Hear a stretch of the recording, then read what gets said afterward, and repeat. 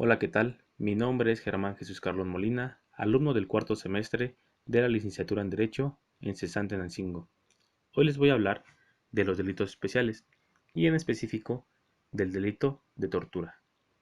Pero antes de pasar a esto, es importante recordar cuál es la definición del delito. Lo que según establece el Código Penal del Estado de México es la conducta típica, antijurídica, culpable y punible. Como bien sabemos, la mayoría de los delitos están estipulados en el Código Penal, ya sea estatal o federal. Pero ¿qué pasa cuando algún delito no se encuentra estipulado en ninguno de estos códigos? Es aquí donde entran los delitos especiales, los cuales, según su definición, son aquellas disposiciones normativas que no forman parte del Código Penal y que tipifican un delito, o bien son el conjunto de normas jurídicas relativas a delitos, penas y medidas de seguridad tipificadas en leyes y tratados internacionales de naturaleza distinta a la penal. Estos se fundamentan en el Código Penal Federal, específicamente en su artículo sexto, que a la letra dice que cuando se cometa un delito no previsto en este código, pero sí en una ley especial o en un tratado internacional de observancia obligatoria en México, se aplicarán estos tomando en cuenta las disposiciones del libro primero del presente código y, en su caso, las conducentes del libro segundo.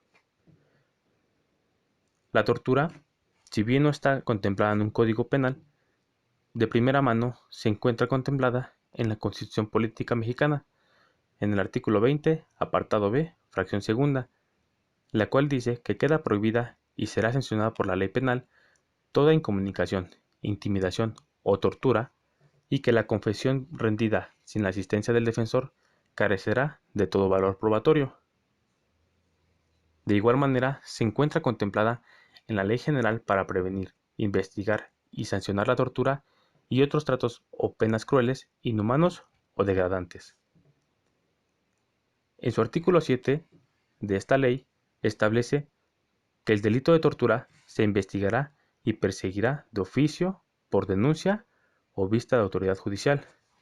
De igual manera, en su artículo 8 establece que el ejercicio de la acción penal y la sanción que se ponga judicialmente para el delito de tortura son imprescriptibles. Esto quiere decir, de cierta manera, que el delito no caduca y que se continúa con la responsabilidad penal. Como bien sabemos, las autoridades son las más propensas a cometer este tipo de delitos.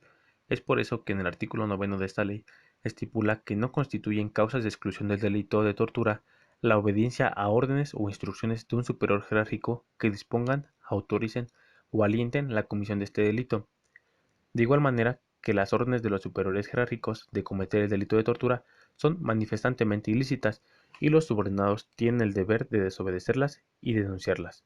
Esto va de la mano con lo que establece el artículo 10, el cual a la letra dice que no se considerarán como causas de justificación o excluyentes de responsabilidad de delito de tortura el que exista o se invocara circunstancias especiales o situaciones excepcionales, cuentos como tiempo de guerra, invasión o su peligro inminente, perturbación grave de la paz pública, grave peligro, conflicto armado, inestabilidad política interna, suspensión de derechos y sus garantías.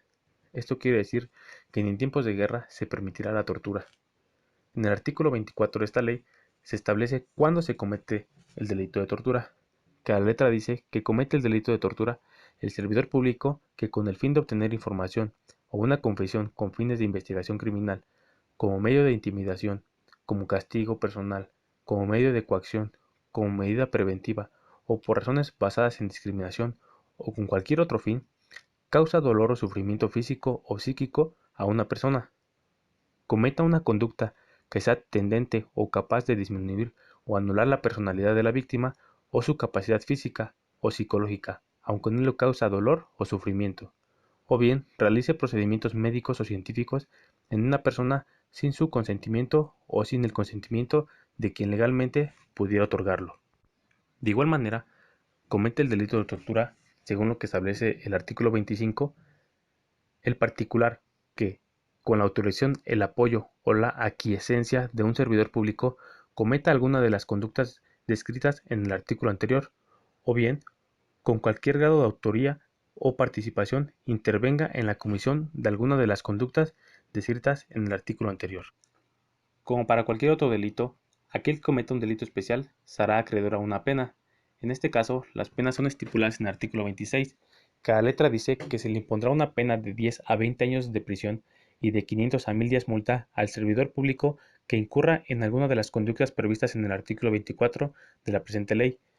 Tratándose del particular a que se refiere el artículo 25 de esta ley, se le impondrá una pena de 6 a 12 años de prisión y de 300 a 600 días multa. Adicionalmente, cuando el sujeto activo tenga el carácter de servidor público, se le impondrá destitución e inhabilitación para el desempeño de cualquier cargo, empleo o comisión públicos, hasta por el mismo lapso de la privación de la libertad. Las agravantes para este delito están estipuladas en el artículo 27, el cual establece que las penas previstas para el delito de tortura se incrementarán hasta la mitad cuando: fracción primera, la víctima sea niño, niña o adolescente. Fracción segunda, la víctima sea una mujer gestante. Fracción tercera, la víctima sea una persona con discapacidad. Fracción cuarta, la víctima sea una persona adulta mayor. Fracción quinta, la víctima sea sometida a cualquier forma de violencia sexual.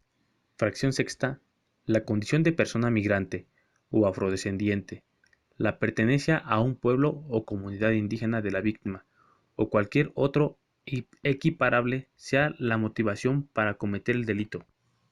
Fracción séptima, la condición de periodista o de persona defensora de derechos humanos de la víctima sea la motivación para cometer el delito. Fracción octava, la identidad de género o la orientación sexual de la víctima sea la motivación para cometer el delito. O fracción novena, los autores o partícipes cometan el delito de tortura con el propósito de ocultar información o impedir que las autoridades competentes tengan conocimiento sobre los hechos que conduzcan a la investigación de otro delito.